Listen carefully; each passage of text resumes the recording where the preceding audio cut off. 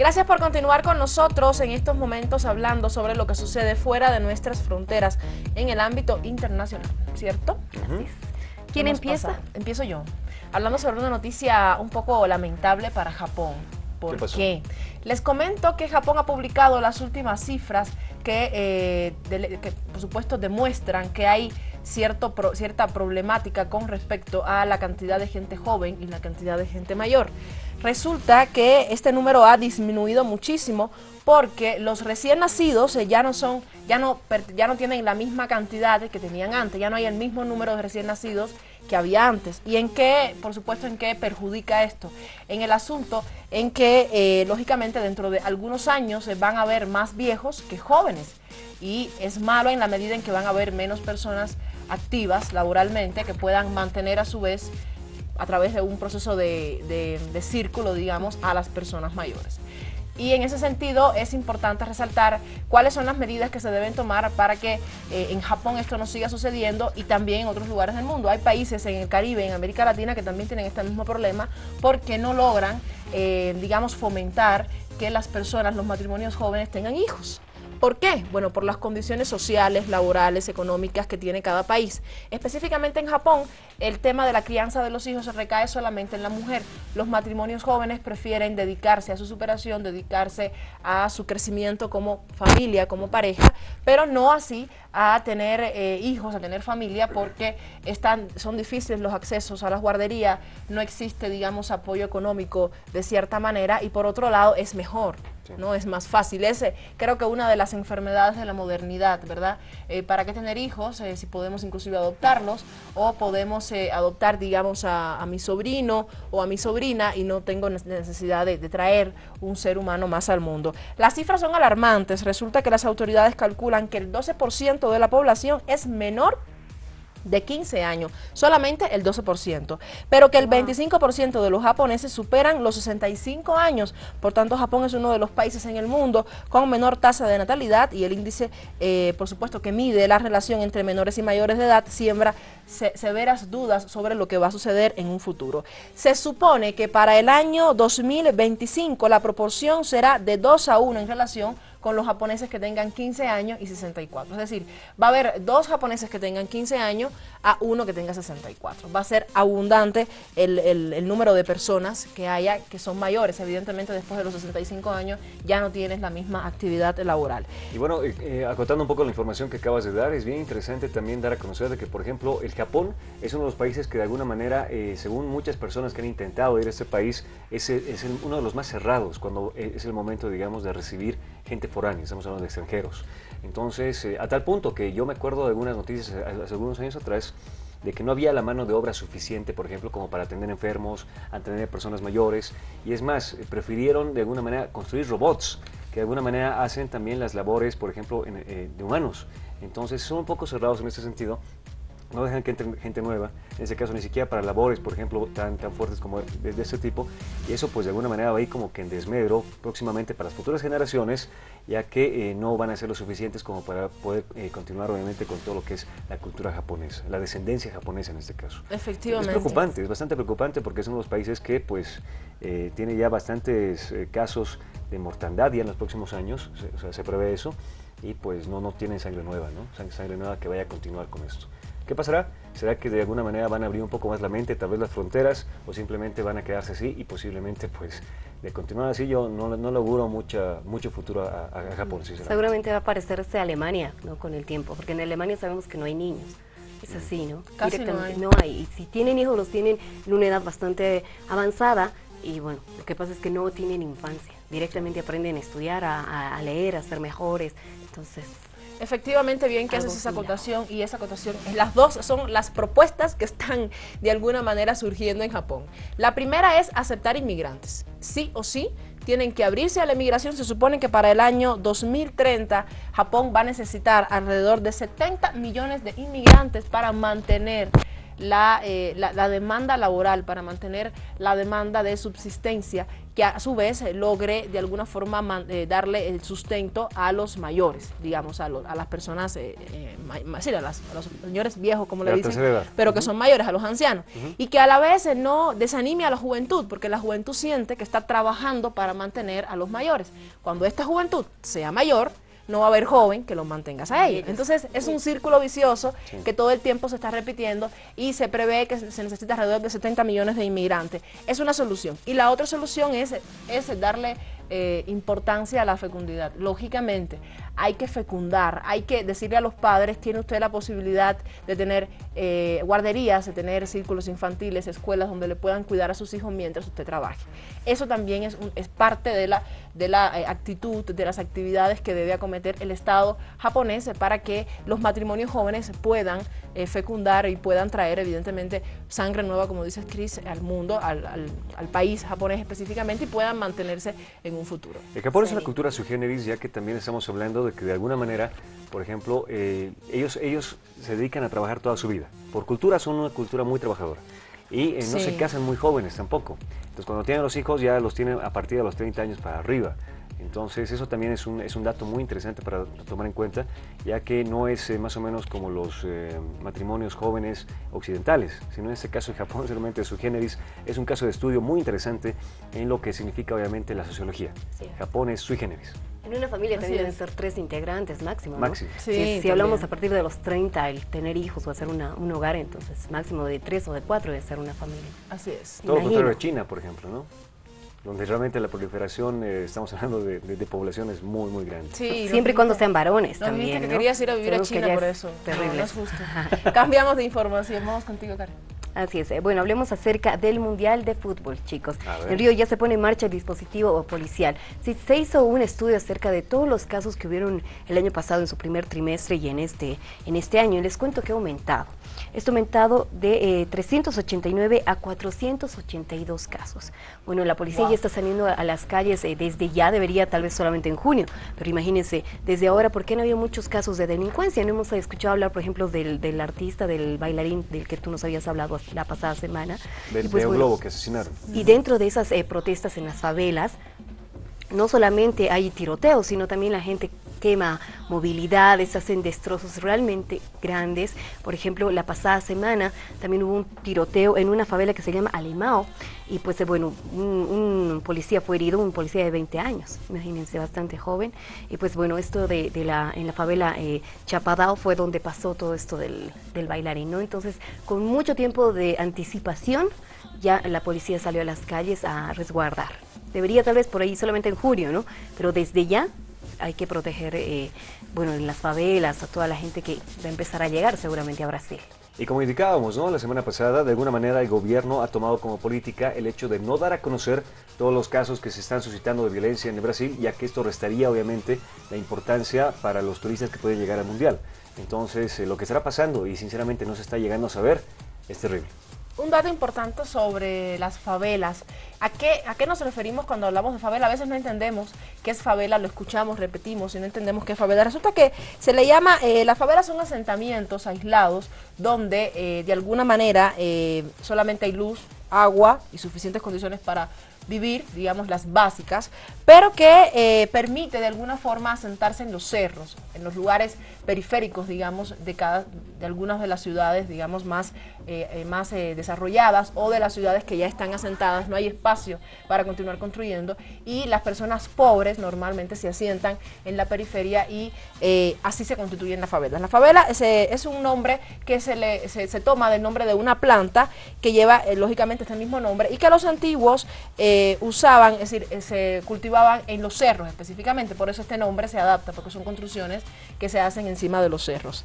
Es importante recordar que las favelas, a partir del mediados del siglo XX, ya se convierten en lugares, digamos, de alguna manera difíciles de convivir, porque allí se escondían todas aquellas personas delincuentes que se escapaban de la seguridad, de la policía, porque era un poco inaccesible llegar a este lugar, ¿no? Por la forma en la que están construidas también las casas, hay muchísimos pasadizos. En varias películas vemos, creo que ese es el video de Jennifer López con Wisin y Yandel, ¿verdad? Que andan corriendo, creo que es filmado en una de las favelas de Brasil, andan corriendo encima de los techos, ¿verdad?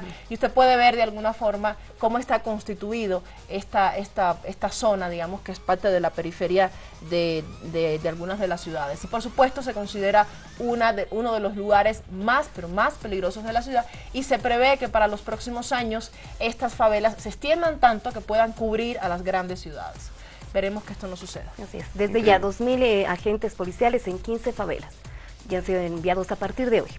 Por 2.000 agentes policiales. Sí, en 15 favelas. Y aún así todavía es un número bajo, considerando que obviamente estamos hablando de gente armada que se esconde en las favelas. No sabemos realmente cuántas familias están armadas, de todo hay. Cuáles son exactamente los intereses que tienen también obviamente creados en estos, que se supone que son minorías. En este caso, como tú decías, por ejemplo, pueden ser mayorías en los próximos años. Claro. Entonces no deja de ser preocupante, no solamente por el tema del mundial, sino por los mismos brasileros que están viviendo ya en situaciones precarias. Hablamos de que, por ejemplo, las favelas, realmente se habla de pobreza extrema, de pauperismo, como se dice. Entonces es un tema bastante de fondo más que de forma. Ahora estamos viendo el tema de forma simplemente por el mundial, de alguna manera como que resguardo para la gente que llega del exterior, por el tema obviamente económico y toda la cuestión, pero esto es un problema que realmente va a ser un dolor de cabeza bastante grande para Brasil en los próximos años. Así es, cambiamos de información, Cris, vamos contigo. Ok, vamos a hablar del terremoto de 6.2 grados en la escala de Richter que sacude a la región de Tokio sin alerta de tsunami. Entonces ya lo saben, eso pasó ayer en la tarde, lo que sea para nosotros, para ellos ya era la mañana de ese lunes aproximadamente por el cambio horario, pero obviamente no dejan de estar preocupados, ya que recordemos de que Japón sufrió el pasado 11 de marzo, desde algunos años atrás, uno de los mayores tsunamis que lamentablemente cobró la vida de aproximadamente 18.000 personas. Y no solamente eso, sino de alguna manera también ha influenciado en el hecho de que, por ejemplo, las fábricas que usted veía, por ejemplo, antes en Japón, ya dejen de funcionar en Japón y, por ejemplo, pasen las centrales a China. Así es, China, por ejemplo, puede ser tecnología japonesa, tecnología de punta, pero ya prácticamente todo es ensamblado en China. Entonces también en este caso las grandes corporaciones, estamos hablando de automovilismo, por ejemplo, se han pasado a China y se han pasado a Estados Unidos. Eso como el problema de tratar de lidiar el hecho de que, por ejemplo, el tsunami haya destruido varias fábricas en su momento, y pues esto ha traído bastantes complicaciones. Entonces Japón está sufriendo bastantes cosas. Estábamos hablando, uno, por ejemplo, el tema generacional que estábamos viendo contigo, Sorey, y ahora pues este tema también que no deja de ser preocupante del terremoto. Ahora recordemos también de que Japón, justamente por el hecho de estar rodeado de mar, siempre está con diferentes réplicas y terremotos, temblores, y las construcciones, si bien están hechas obviamente para este tipo de movimientos telúricos, antisismos, exacto, antisísmicos, también nos deja de ser preocupante el hecho de que obviamente posiblemente pueda haber una réplica. Están muy pendientes a esto y hay preocupación en Japón en ese mismo momento. No hay peligro de tsunami, ¿no? Alerta. Han dicho que no, han descartado la posibilidad de que pueda haber un tsunami, pero sí, obviamente tienen un poco de miedo a las réplicas que puedan haber. Efectivamente. Bueno, pues una noticia más sobre Japón. Estamos nosotros en la zona asiática del mundo. Antes de pasar al comentario sobre la cumbre modelo de G77, recordarles que en el día de ayer se realizaron las elecciones en Panamá. Ha salido, en el primer conteo, en el primer resultado que se ha dado de los comicios electorales, ha salido como presidente el actual vicepresidente, actual vicepresidente hasta antes de ayer, porque hoy ya se posiciona como presidente de Panamá, a Juan Carlos Varela, es el próximo presidente de Panamá. Y bueno, usted le comento que ha ganado con el 39.15% de los votos. En segundo lugar ha estado José Domingo Arias con el 32.7% y en tercer lugar Juan Carlos Navarro con 27.47%. Recordemos que ya a partir del 1 de julio, este presidente ya toma posesión de la dirección de Panamá y estaría desde el año 2014 hasta el año 2019. Sería el presidente. Es un ingeniero de 50 años que lógicamente se ha dedicado más al tema de la política y que se ha convertido en estas elecciones en opositor, digamos, de Martinelli, que fue el anterior presidente. Solamente comentarles este detalle para que usted sepa que también estamos pendientes a lo que sucede en América Latina en relación con las elecciones. Van a seguir ocurriendo más elecciones en América Latina, le daremos seguimiento porque siempre es importante saber qué está pasando con los países, digamos, que son vecinos de nosotros y cuáles son las direcciones de alguna manera que proponen. Este presidente, este actual presidente, pertenece al partido panameñista. Vamos a ver un poco cuáles son las propuestas de gobiernos en el día de mañana. Ahora estamos casi corto de tiempo, tenemos a los invitados ya esperándonos, pero informarles muy rápidamente esto. Decirte simplemente algo muy puntual, es bien interesante lo que pasó en redes sociales, ya que de alguna manera la oposición y obviamente todos los diferentes actores obviamente electorales que estaban fungiendo para esto, de alguna manera trataron de dar noticias que no eran reales, por redes sociales. Entonces es la primera vez que vemos que de alguna manera se está tratando de manipular la información de manera tan abierta, sabiendo de que realmente esa información no es fidedigna.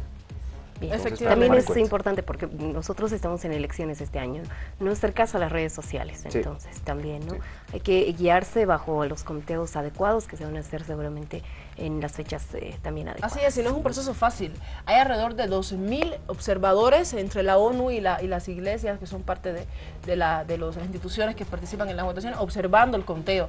Inclusive se queman las boletas luego de ser contadas, las que quedan vacías, las que no se utilizan también son quemadas, entonces no hay ningún riesgo, digamos, de que haya fraude, al menos desde el punto de vista de lo que se informa por parte de la prensa panameña, que vaya a haber algún fraude en relación con la elección final. Ahora sí, Cumbre Modelos G77. Wow, inició ayer, se inauguró ayer. Son 3 días, ¿no? Ajá. Hasta el martes, hasta mañana martes va a estar. Ayer, hoy y mañana. Sí, efectivamente. Iniciamos. Ahora, lo más importante es que, bueno, esta cumbre modelo comenzó ayer. El vicepresidente Linera habló a todos los jóvenes indicando de que ellos son las futuras generaciones y que es muy importante que participen de este proceso que se va a realizar acá ya de manera oficial con los mandatarios en junio. Este próximo junio, estamos hablando ya del próximo mes, el mes que viene. Entonces, muy interesante, muy plausible. Muchos jóvenes estamos viendo que están participando de una manera bastante activa en diferentes foros, talleres, están viendo obviamente la manera de hacer escuchar su voz y es lo más importante obviamente para todos los bolivianos y también para todos los países que están participando de esta G77, este modelo obviamente que inició ayer. Es una réplica, ¿no? Y lo que va a ocurrir en junio, han estado como 25 universidades del exterior y 20 nacionales. Bueno, hablamos de países como Asia, África, y, bueno, de estos lugares, ¿no? Asia, África y América Latina, y países como Arabia Saudita, Egipto, Chile, El Salvador, Perú, Argentina, Argelia, algunos nada más de los que han estado participando. Son 7 ejes, 7 mesas de trabajo, y fue en la Expo Cruz, ¿no? Se está realizando el Expo Cruz. Se está realizando una cumbre modelo que va a ser prácticamente el adelanto de lo que va a pasar con la cumbre oficial, y es la primera vez que se realiza, tengamos bien en cuenta esto, es la primera vez que se realiza. Recordemos que Bolivia adoptó la presidencia del grupo G77 de Machina, que lo conforman alrededor de 133 países entre Asia, África, Centroamérica y el Caribe, Latinoamérica por supuesto y el Caribe, y es importante en la medida en que es la primera vez que se le da esta voz a los jóvenes como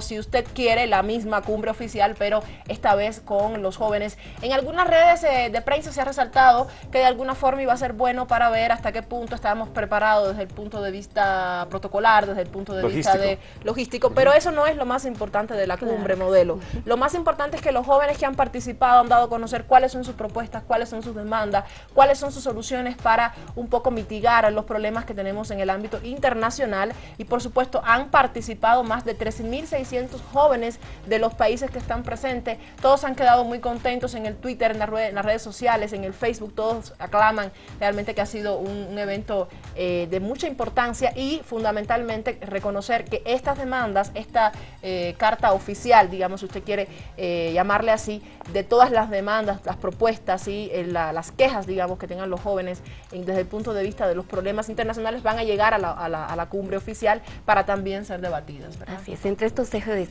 temáticos, bueno, están la transferencia de tecnología, son temas de mucha importancia a nivel mundial, además, ¿no? La seguridad alimentaria, cambio climático, migración, empleo y además la pobreza. La pobreza, y por supuesto de parte de Bolivia resaltar que nuestra bandera va a ser el vivir bien, ¿verdad? El explicarle al mundo cuál es nuestra solución, nuestra propuesta, nuestro nuevo modelo de vida económico, pero también social, humano, que proponemos para un poco mitigar digamos, las causas, los efectos del capitalismo, es el vivir bien o el suma camaño, ¿verdad? Entonces, importante resaltar este tema. Recordemos que la ONU también ha felicitado esta celebración de los jóvenes de la cumbre modelo, ha felicitado y ha dicho, por supuesto, la secretaria de la ONU de nuestro país ha dicho que es importante recoger estas demandas, recoger las propuestas y llevarlas a la cumbre oficial. Ya han afirmado, ya han reafirmado, digamos, reconfirmado confirmado su presencia varios países, entre ellos Ecuador, Cuba, está Argentina, están 3 países de África. Recordemos que son 133 países, quizás no estén los 133 países presentes en la cumbre, pero seguramente va a haber una gran mayoría. Así es, una revolución humana, así es como ha sido denominada una revolución. Este modelo de cumbre. Efectivamente, no podemos esperar, nosotros somos el cambio. Ha sido la respuesta directamente al discurso que ha dado el vicepresidente en la inauguración. Nosotros somos el cambio, los jóvenes somos los que tenemos que cambiar y por supuesto ellos están ya ayudando, están haciendo estos cambios a través de la divulgación, la conversación de los temas. Hasta el día de mañana va a estar, ¿verdad? Hasta el día de mañana, exactamente, pero también lo más interesante y lo más importante de destacar es que el vicepresidente Álvaro García Linera indicó de que estas políticas que se tomarían en lo que son las propuestas, obviamente iniciativas de los jóvenes, se verían para los próximos 40 años. Entonces son iniciativas que estarían viviendo los mismos jóvenes, ya pues nosotros estaremos setentones seguramente para entonces, pero los jóvenes pues obviamente tienen que dar su votación y lo más importante, hacer políticas que obviamente cambien las diferentes temáticas o visiones que tienen los gobiernos, ya que es importante ver también a las futuras generaciones. Efectivamente, 50 años de la ONU. Podemos proponer también, los jóvenes, ¿no? Mucho más en estas temáticas. Sí. Efectivamente. No hay mejor manera de celebrar, de conmemorar la creación de la ONU, de las Organización de Naciones Unidas, 50 años está cumpliendo este año, que dando nuevas propuestas y de alguna forma hacerlas cumplir, ¿verdad? Porque de nada vale que tengamos muchas propuestas en papel, sino eso es lo importante. Exacto. ¿Verdad? Vamos con nuestros invitados ya 8 y 8 de la mañana. Gracias por estar con nosotros. Hemos conversado sobre algunas noticias del ámbito internacional. Ya es hora de recibir a nuestros invitados que nos están esperando. Usted ya sabe, yoga, lo que siempre tenemos los lunes, y nuestro médico que seguramente ya está listo. Vamos a cambiarnos y ya regresamos. Que se preparen en casa también, no vayan a cambiarse entonces, a ponerse cómodos. Así es, ya regresamos.